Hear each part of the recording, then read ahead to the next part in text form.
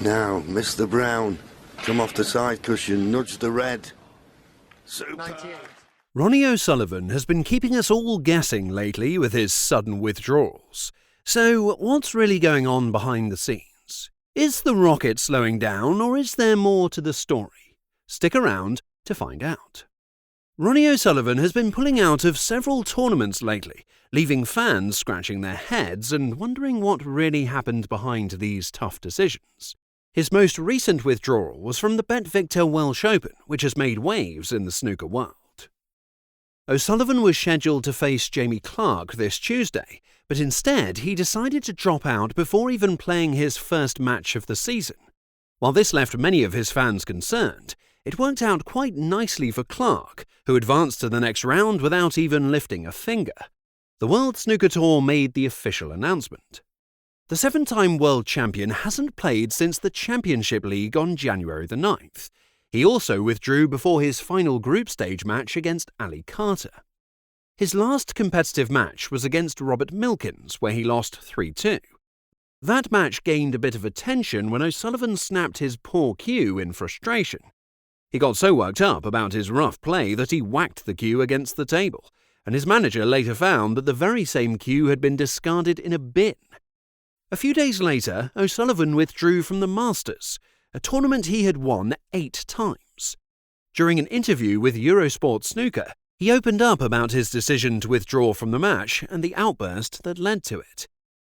Ronnie, first up, how are you, mate? Yeah, I'm alright. Yeah, not too bad. Now, obviously, I wouldn't be doing my job if I didn't ask you about your withdrawal. Was it a tough decision?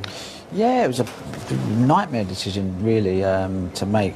You know, if you'd have asked me Sunday was I ready to play, I probably would have been okay to play. But it's such a massive tournament, and I've obviously been on this 3-week trip away playing, and I just think I just exhausted myself. You know, a lot of pressure while I was away, and I just think the build-up of all that kind of just got a bit too much, really. So yeah, I mean, I lost the plot on Thursday, snapped my cue, so that's unplayable. So yeah, I just knew that at that moment in time the right decision was to not play, and such a big tournament, I thought, you know, that whoever was going to come in should have at least had a couple of days' notice, you know. Yeah, respect to the game, respect to you for that.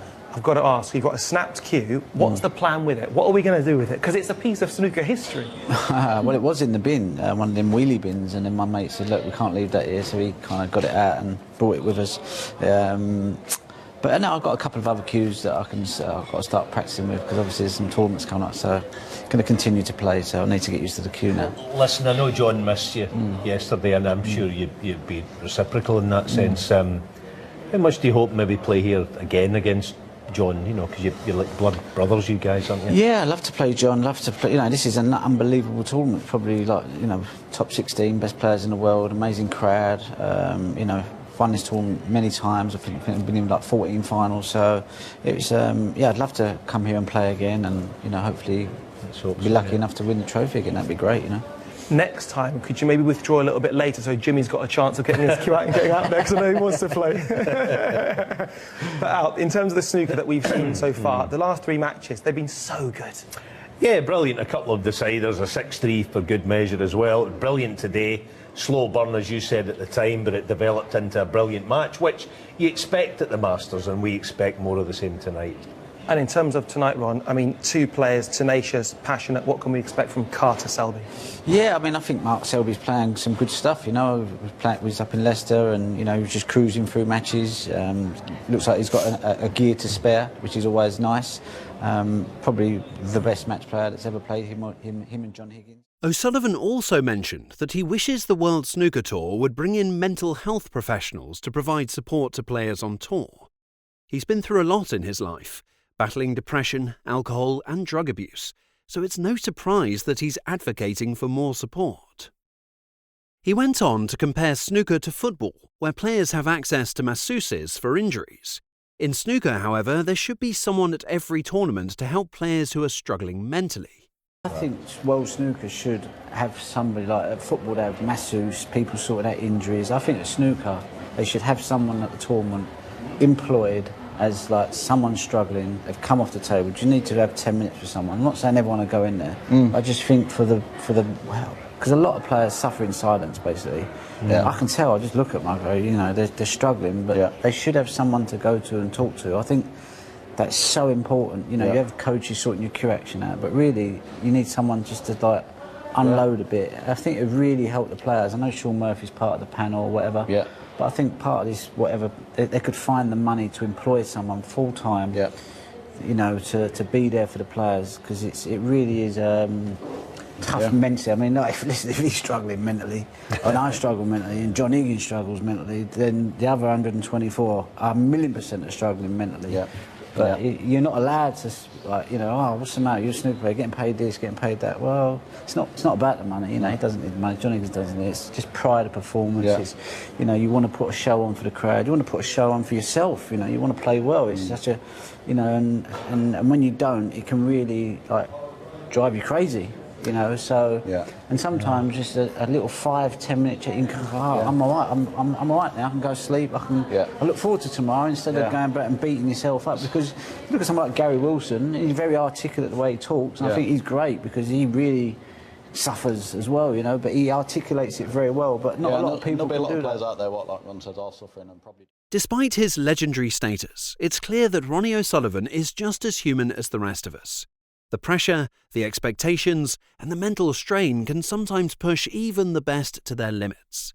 Perhaps, just maybe, snooker could take a page from football's book and offer a little more support for their mind. O'Sullivan also got pulled out of the Masters, citing medical grounds, where he was set to face John Higgins in the opening round at Alexandra Palace. Later on, O'Sullivan admitted that he'd pretty much exhausted himself in the lead-up to the Triple Crown. And to no one's surprise, he also pulled out of the German Masters.